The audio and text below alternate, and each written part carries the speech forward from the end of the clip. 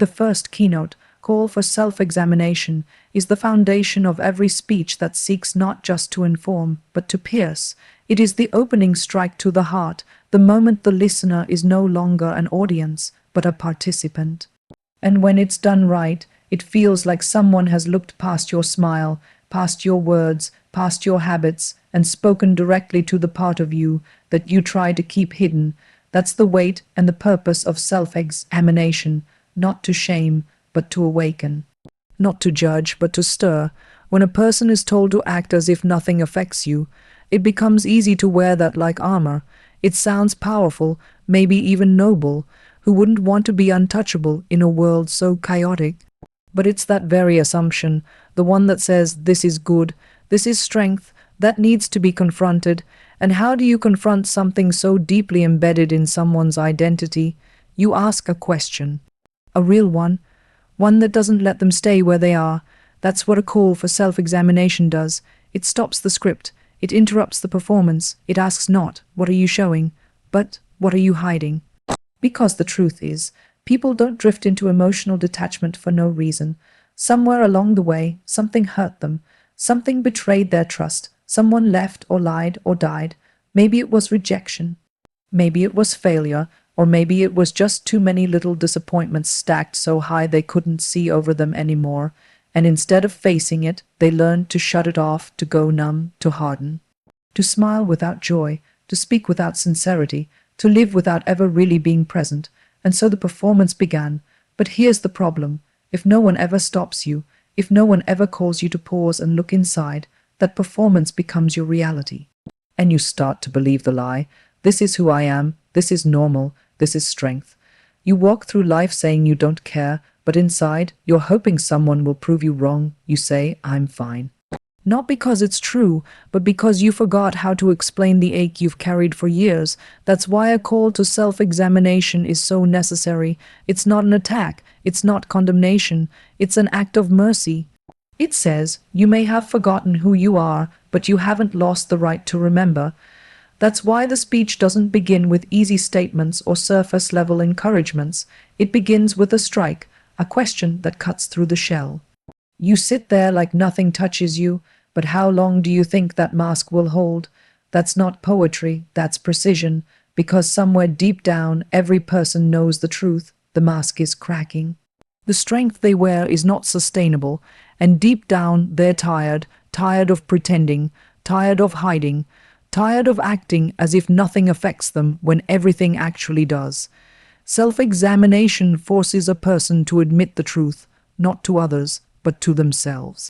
That's the most terrifying and most liberating part, because as long as you don't examine yourself, you can keep playing the role, you can keep convincing others, and maybe even yourself, that you've got it all together. But the moment you stop, the moment you dare to ask yourself, what am I really feeling? What have I been running from? What wound have I been covering instead of healing? That's when the mask begins to fall. And that's when the healing can finally start. This is not a soft invitation. It's not a casual suggestion. It's a piercing call, a disruption, a confrontation wrapped in compassion. Because real love doesn't let you stay in delusion. Real truth doesn't leave you comfortable in your performance. If someone truly cares about your soul, they won't flatter you. They'll stop you. They'll challenge you. They'll ask the hard questions that no one else dares to ask. And those questions become mirrors, not the kind that show you what you want to see, but the kind that reflect what you've ignored for too long. It's easy to talk about being unaffected, like it's noble, like it's maturity, but is it? Or is it just a refusal to feel? Is it courage? Or is it fear dressed up like discipline? Those are the kinds of questions that demand more than a quick answer. They demand silence. They demand stillness. They demand that you stop scrolling, stop talking, stop distracting yourself, and listen to what your heart has been whispering all along. Listen to what your body has been carrying. Listen to the cry beneath the calm, the wound beneath the strength, because let's be honest, most people don't need more motivation. They don't need another quote on their feed telling them to be strong or unbothered or independent. What they need is honesty. What they need is to finally ask themselves why they believe those things are the goal in the first place. And that's what this keynote does. It asks, why are you so afraid to be affected? Who told you that emotion was weakness? Who convinced you that numbness is noble? This kind of question, it's not passive, it's intentional, it's forceful, it speaks with urgency because the stakes are high, because every day you avoid it, something inside you grows quieter. Every time you dismiss the pain, your soul becomes a little less sensitive. And if that process goes on long enough, one day you'll wake up and not even recognize yourself, not because you changed, but because you've forgotten how to feel, you've forgotten how to weep, how to rejoice, how to truly live, and that is a loss no performance can make up for. So the call for self-examination is not about guilt, it's about awakening. It's about putting your hand on your own heart and asking, is this real or is this rehearsed? It's about breaking the routine, cracking the shell, and realizing that pretending not to be affected is not the same as being strong. It may look the same from the outside, but inside, they couldn't be more different. One is rooted, the other is retreating. One is honest, the other is hiding. One is unshakable because it's anchored in something eternal. The other is just afraid to break. And so the speech begins here, not with applause or affirmation, but with interruption. A holy interruption, a stillness, a pause, a voice saying, before you go further, stop, look inside, don't look away, don't run this time, sit with it, feel it, face it. Because the truth you avoid will never heal you. But the truth you face might just set you free. There is a kind of strength that people admire. It looks clean, it looks composed, it never raises its voice, it doesn't cry in public, it doesn't waver. It's the person who walks into a room with shoulders squared, voice steady, and eyes that give nothing away. And we look at that person and we say, now that's strong. But what if it's not? What if that isn't strength at all? What if it's a mask, a performance, a survival tactic dressed up to look like virtue? This is the heart of the second keynote, exposing the illusion of strength, because not everything that appears strong is strong. Sometimes the loudest person in the room is the most insecure. Sometimes the most composed individual is the most broken. Sometimes the one who looks untouchable is the one who's been hiding the longest. And if no one tells the truth about it, if no one calls out the illusion, then we just keep applauding dysfunction and calling it discipline. You see, the world has its own version of strength, and it's loud about it. It tells you to be independent, to never show weakness, to keep your guard up, to never let people see you bleed. Don't cry, don't care, don't feel too much. You've heard all of it, and maybe you started to believe it. Maybe you even built your identity around it. Maybe you started to pride yourself on how little you react, how much you can endure without flinching, how good you are at keeping things locked away. But here's the question you've got to ask yourself. Is that really strength, or just fear repackaged? Because real strength doesn't hide, it doesn't lie, it doesn't pretend. Real strength isn't afraid of being seen. It's not afraid of being vulnerable. Real strength stands in truth, even when that truth is messy, even when it hurts. But the illusion of strength, now that's different. The illusion is obsessed with image. It wants to look strong, not be strong. It wants applause, not transformation. It wants control, not healing. And so it crafts this facade, cold, calm, emotionless. But inside, there's chaos, there's fear, there's pain that's never been named, much less dealt with. Somewhere along the way, people were taught that strength meant having no emotion, that to be unaffected is to be wise. That if you feel deeply, you're unstable, if you weep, you're weak, and if you let someone see the real you, you're in danger. So instead of growing, people started hardening. Instead of maturing, they started masking. And all the while, the world claps its hands and calls it courage. But it's not courage, it's a cage. This is why it has to be exposed, because as long as that illusion is left untouched, people will keep living in chains. They'll keep performing, keep pretending, keep numbing themselves to the truth, and they'll miss the very thing they were created for: depth, connection, honesty, life. Because you can't love fully if you can't feel deeply. You can't be known if you're always hiding. You can't be whole if you're always pretending. And so the illusion must be torn down, not to shame, but to set free. It doesn't matter how polished a person looks if they're dead inside. It doesn't matter how successful someone seems if they can't sleep at night. It doesn't matter how together someone appears if they're constantly afraid of being found out. That's the trap of the illusion. It keeps people isolated. It keeps them anxious. It keeps them stuck. Because when your strength is just an act, you always have to keep performing. You always have to keep defending it. You always have to keep up the image. And eventually, it wears you down because pretending is exhausting. Think about it. When did you first learn to hide? Who told you that your tears were shameful? Who convinced you that silence was safety? Who taught you to equate feeling with failure? Somewhere in your story, someone modeled that illusion of strength for you. Maybe it was a parent who never cried. Maybe it was a friend who mocked emotion. Maybe it was a culture that taught you pain is weakness. But whatever it was, it got into you, it shaped you, and unless it's confronted, it will keep defining you. The scary part is that this illusion works for a while. People believe it, they admire it, they even envy it, but illusions don't last, they crack, they crumble. Life has a way of testing what's real, and when real suffering comes, when tragedy hits, when loss strikes, when the lights go out, the illusion can't hold you. The mask falls off, the image fails, and all that's left is a person who doesn't know how to feel, how to cry, how to reach out for help. That's not strength, that's loss, and it's avoidable if someone will speak truth in time. That's why this keynote isn't just a statement, it's a confrontation. It's someone standing in front of you and saying, "You're not as strong as you think you are," and that's okay. It's not meant to tear you down, it's meant to wake you up.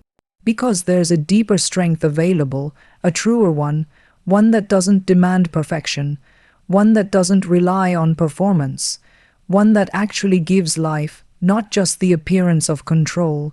And maybe you're scared of that. Maybe you've worn the mask for so long you don't know who you'd be without it. Maybe you've convinced yourself that if people saw the real you, they'd walk away. But here's the truth. If you live for applause, you'll die from loneliness. If you build your life on performance, you'll always be afraid to rest. If your strength is only skin, deep, the cracks will eventually show, and they won't break you because you were weak. They'll break you because you were never allowed to be human. You don't need more applause. You don't need more quotes about hustle. You don't need to keep proving yourself to people who don't even know your story. You need truth. You need honesty. You need the kind of strength that can be quiet, that can be vulnerable, that can cry without shame. You need the kind of strength that doesn't fear being affected, because it's rooted in something deeper than image, something more lasting than performance. You need to be free, and freedom doesn't come from pretending nothing affects you. It comes from admitting what does, and learning to walk through it with courage. So if you feel like your version of strength is wearing thin, if the act is getting harder to maintain, it's not a sign of failure. It's a sign that the illusion is breaking. Let it. Don't fight to hold it together. Let the mask fall. Let the performance end, because the only kind of strength worth having is the kind that doesn't need a stage. True resolve isn't loud. It doesn't announce itself. It doesn't need a spotlight or a stage or 1,000 likes to validate its worth. True resolve is quiet, steady, and often hidden. It is forged in the silence of private battles, in the decisions no one sees, in the nights when everything inside of you wants to run, but you stay. When the world tells you to shut down, to numb out, to act like you don't feel anything, true resolve says, feel it anyway and keep going.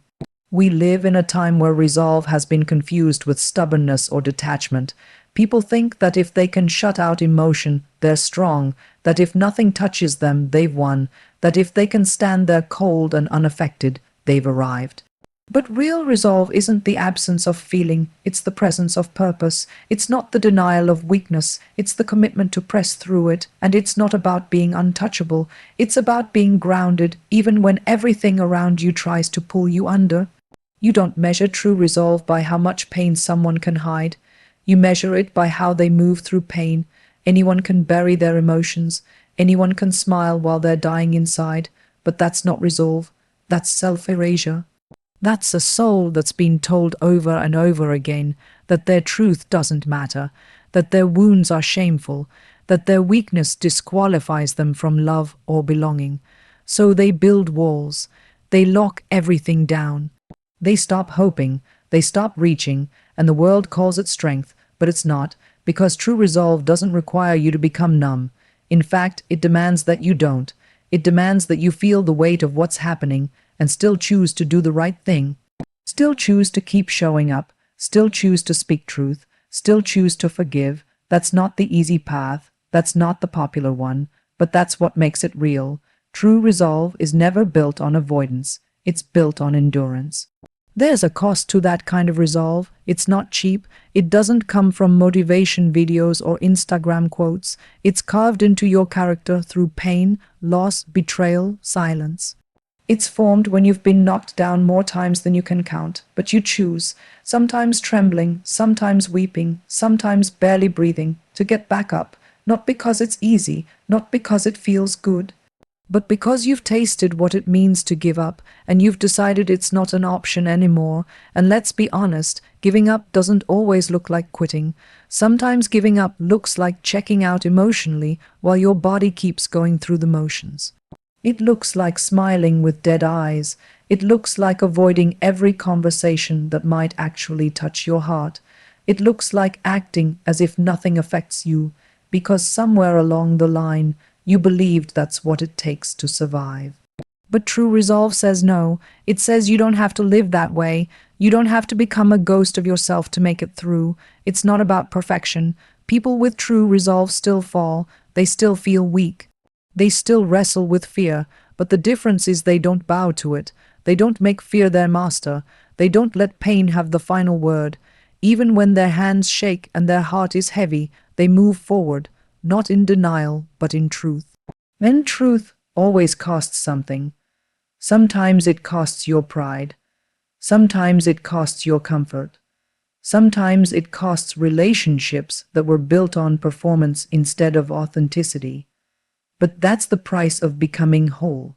That's the path to resolve. So many people want the fruit of strength without the root of sacrifice. They want peace without process. They want courage without the cost. But true resolve doesn't work that way. You don't stumble into it by accident. You cultivate it. You choose it again and again, even when it would be easier to pretend, to quit, to disappear. And every time you choose it, every time you stay instead of running, every time you open up instead of shutting down, every time you let yourself feel instead of numbing out, you're becoming more than you were. You're not just surviving, you're growing, you're healing. Some people think resolve is just about grit, about pushing through no matter what. But resolve without heart becomes cruelty to others and to yourself. Real resolve is rooted in love, love for truth, love for justice, love for the people around you, love for the person you're becoming, and love is not indifferent. Love doesn't say, I don't care. It says, this matters, even when it hurts.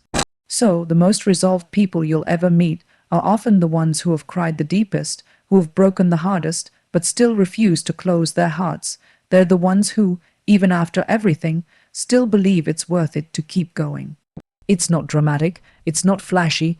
It often looks like the quiet decision to try again, to apologize, to forgive, to show up, to be honest, to let someone see you, and that's the kind of resolve that holds people together. That's the kind of strength that makes healing possible, not because it ignores pain, but because it honors it. It says, I'm not going to let what happened to me become who I am. I'm not going to let fear write my story. There's nothing glamorous about it. No one claps for the moments when you sit in your car and decide not to give up. No one posts about the time you chose to listen instead of shut down. But those are the real victories. That's where true resolve lives. In the moments no one sees but God. In the places where you keep choosing to be honest, to be kind, to be strong, even when everything inside of you is tired and worn and bruised. That's real, that's rare, that's powerful. And maybe you don't feel like that kind of person right now. Maybe you feel like the opposite, like you're barely holding on, like you're more broken than brave. But the truth is, resolve isn't about feeling strong. It's about choosing strength. It's about leaning into the struggle, not away from it. And it's in that choice, in that trembling, quiet, unseen choice, that something in you begins to change, not suddenly, not all at once, but deeply, lastingly. So when we talk about true resolve, we're not talking about people who never fall. We're talking about people who don't stay down, people who have lost everything and still hold on to their integrity, people who have had their hearts broken and still choose to love, people who have been disappointed and still believe in redemption. That kind of resolve doesn't make headlines, but it changes lives, and it can change yours, if you're willing to walk through the fire instead of pretending it doesn't exist. There's a kind of silence that doesn't bring peace. There's a kind of calm that isn't rooted in strength but in surrender, the wrong kind of surrender, the kind where you stop caring, not because you've found something better, but because you've grown tired of hurting. You convince yourself that if you just stop feeling, you'll stop bleeding, that if you just turn everything off, maybe you can finally breathe, that if nothing affects you anymore, then nothing can break you. That's numbness, and it's dangerous, not because it's loud, but because it's quiet, not because it erupts, but because it slips in like a fog, unnoticed, until suddenly you're not sure if you're alive or just existing. You don't wake up one morning and decide to go numb. It happens in layers over time through small compromises. You tell yourself, I'll just ignore this one thing, I'll just not care about that, I'll pretend that didn't hurt. And it works for a while. The tears slow down, the ache softens, you start to laugh again, or at least fake it well enough that people stop asking if you're okay. But underneath all of that, something is changing. The parts of you that were once tender, that once felt deeply, are now locked away. You can still function, you can still smile, but you've stopped feeling. And when you stop feeling, you stop truly living. There's this lie we've bought into, that numbness equals strength, that if nothing affects us, we've won. That if we can keep ourselves untouched by pain, we're somehow better than those who break. But that's not strength, that's self-protection. That's the body and soul working overtime to avoid pain at all costs. And the cost is high because you don't get to numb selectively. You don't get to shut down pain but still feel joy. You don't get to close the door on grief but leave the door open for love. When you go numb to everything. And that's where the danger lies. At first, it feels like relief, like maybe you've finally escaped the weight of it all, like you've found a way to walk through the fire without getting burned. But slowly, you start to notice the cracks. You don't laugh like you used to, you don't cry when you know you should, you don't get angry at the things that should break your heart. In fact, you don't really feel anything, you just drift, you go through the motions. You live on autopilot, and no one notices, because you still show up, you still smile, you still perform. But inside, something sacred is dying. You were never meant to live that way. You weren't designed to be numb. You were created to feel, to respond, to ache, to rejoice, to weep, to celebrate. That depth of feeling, that ability to be moved, is not weakness. It's part of what makes you human, but somewhere along the way, the pain became too much. Maybe someone left. Maybe something shattered. Maybe you trusted and got betrayed. Maybe you prayed and nothing changed. And in the aftermath, you didn't know what else to do but shut down. That shutdown became your safety net. And now it's your prison. Numbness is seductive because it promises protection. It says if you don't feel, you can't get hurt. But that promise comes with a price: isolation, disconnection, a soul that forgets what it means to be alive. Because the goal of life was never to avoid pain. It was to walk through it and still come out whole. It was to let yourself be affected, knowing that being affected is what gives your life meaning. When you let yourself feel again, you don't become weaker. You become more grounded, more honest, more human, and that's what scares most people, the honesty of feeling, because feeling forces you to confront what's real. It brings all the things you've buried to the surface. It exposes the cracks you tried to cover. It demands you sit with discomfort, but in that discomfort, something sacred happens. You remember who you are, you remember what you love, you remember what you've lost. You remember what still matters, and when that remembering happens, healing can begin. But it can't begin if you stay numb. People wear numbness like armor, but armor that hardens your heart isn't protection, it's self-destruction. Because you can't receive love through a wall, you can't build real relationships through a filter of apathy. You can't grow if you're unwilling to be touched, and numbness doesn't just affect you, it affects everyone around you. The people trying to reach you, the ones who love you, the ones who are desperate to see you come alive again, because numbness doesn't keep pain out, it keeps people out, and soon you find yourself surrounded but alone. Known, but not really seen. There's no shame in how you got there. Life has a way of breaking even the strongest among us. Pain has a way of piling up until the only way forward seems to be to shut it all off.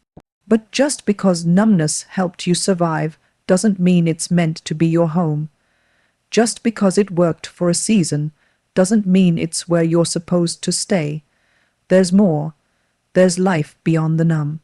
But to find it, you have to be willing to feel again, to risk again, to open your heart and let it break if it must, because only broken things can be mended.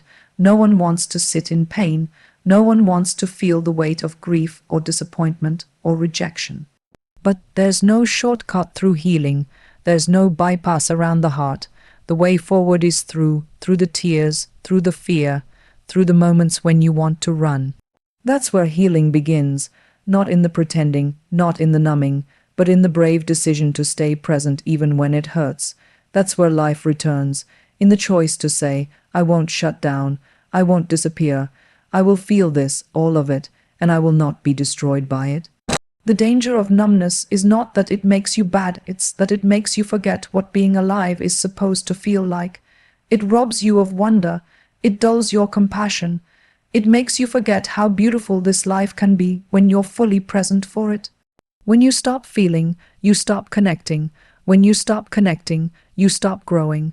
And when you stop growing, you start dying, slowly, quietly, with a smile on your face and a hollow in your chest. But you don't have to stay there. You don't have to keep pretending that nothing touches you. You were meant to be affected.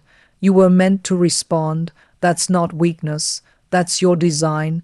And maybe it's time to come back. Not to who you used to be, but to who you really are, beneath the numbness, beneath the silence, beneath the pain. You're still in there, and you're worth feeling for. There is a truth deeper than what we show the world, deeper than the faces we wear and the words we rehearse. It's a truth that doesn't fit in polite conversation or casual exchanges. It's the kind of truth that interrupts you at night when the noise fades and you're left with nothing but your thoughts. It whispers in the quiet, not with shame, but with a holy kind of urgency, because it knows what you were made for. It doesn't scream or threaten. It invites, it calls, it pleads with you to stop running, to stop hiding, to stop pretending you're fine. Because the deeper truth isn't just about what's broken in you, it's about what's real, it's about what can be healed, but to reach it, you have to be willing to go beneath the surface. That's where the invitation always leads. It doesn't let you stay in shallow waters. It doesn't entertain the games we play with the world, where we smile while we ache, laugh while we drown, succeed while we starve inside. The deeper truth asks more of you. Not more effort, not more performance, but more honesty. It doesn't want the version of you that's polished and filtered. It wants the version of you that's raw, that's tired, that's still bleeding, and that's where most people hesitate, because it feels like weakness. It feels like failure, it feels like loss, but it's not. It's the beginning of freedom. We've been trained to measure truth by appearance. If someone looks like they have it all together, they must be fine. If they say the right things, go through the right motions, hit the right milestones, they must be doing well. But deeper truth doesn't live in appearances. It lives in the places we're scared to show. It lives in the anxiety we try to mask, the doubts we bury, the wounds we don't speak of. And here's the hard part. It will never force itself into your life. It waits for you. It waits for your surrender, for your permission, for the moment when you finally say, I can't keep living like this, not as a cry of defeat, but as the first step into something real. The danger is when we become too good at acting, too good at moving through life unaffected, untouched, unbothered. We call it maturity, we call it strength, but sometimes it's just a cover for fear. Fear that if we're really honest, if we actually admit how lost we feel, how confused, how angry, how broken, then maybe everything will fall apart. But the truth is, we're already falling apart. We've just learned how to fall silently, And the deeper truth is not afraid of your mess. It's not scandalized by your questions. It doesn't flinch at your story. It welcomes you as you are. This invitation isn't comfortable. It's not convenient. It won't give you easy answers or quick fixes. It's not a shortcut to peace. It's a path, and the path wins through pain, through confession, through the parts of your story you wish you could erase. It asks you to feel what you've been numbing, to say what you've been avoiding, to face what you've been running from, because only what's brought into the light can be healed. And healing doesn't begin with pretending you're not hurting. It begins with the courage to say you are. That's the paradox of truth. It wounds before it heals. It reveals before it restores. It strips away the layers we've hidden behind until we're exposed, vulnerable, desperate. And that's the sacred place where transformation begins. Not when we impress people, not when we convince ourselves we're fine, but when we finally admit our need. The deeper truth won't flatter you. It won't coddle your pride, but it will meet you with grace, and grace doesn't require you to be strong. It only asks you to be honest. This isn't about religion. It's not about behavior modification or moral performance. It's about something more costly and more beautiful: transformation, real change, the kind of change that doesn't just clean you up on the outside, but changes you from the inside out. That kind of change can't be manufactured. It can't be faked. It comes when you surrender, when you stop managing your image and start pursuing what's real. And the real isn't always pretty. It's messy, it's inconvenient, it's painful, but it's true. And truth, no matter how uncomfortable, will always set you free. The deeper truth will ask you questions you don't want to answer. It will ask you what you're hiding, what you're afraid of, what you really believe when no one is watching. It will ask you if you're tired of living on autopilot, if you're ready to stop pretending, if you're willing to be seen, not just noticed, but truly seen. And for some, that feels like death. But it's not the kind of death that leads to despair. It's the kind that leads to resurrection, because only when the false self dies can the true self live. You don't have to fix everything before you come. You don't have to have it all figured out. You don't have to have the perfect words or the right answers. You just have to come. That's what the deeper truth waits for, not your perfection, your permission, your willingness to say, here I am, this is all I've got, it's broken, it's messy, it's confused, but it's real. And that's where the invitation becomes a doorway. Not into ease, but into freedom, not into control, but into healing. And it's not a one-time decision, it's a daily returning, a daily saying yes to the deeper work, the deeper way, the deeper truth. You can live your whole life on the surface. Many do. You can master the art of appearing unaffected, untouchable, unmoved. You can build a life that looks good from the outside and still feel like you're suffocating inside. But somewhere along the line, if you're honest, you'll feel that tug, that pull, that sense that there must be more, that you weren't made to just perform, to survive, to exist. You were made to live. And to live fully, you must go deeper. There's a sacred weight to this invitation. It doesn't pressure, it doesn't demand, but it does require everything. It calls you not just to believe, but to surrender. Not just to think differently, but to live differently. It calls you to stop numbing yourself with distraction, to stop silencing your own soul, to stop calling survival strength. And it calls you to remember who you are beneath the noise, beneath the fear, beneath the mask. Because the deeper truth doesn't just expose you, it reminds you, it anchors you, and if you'll let it, it will change you.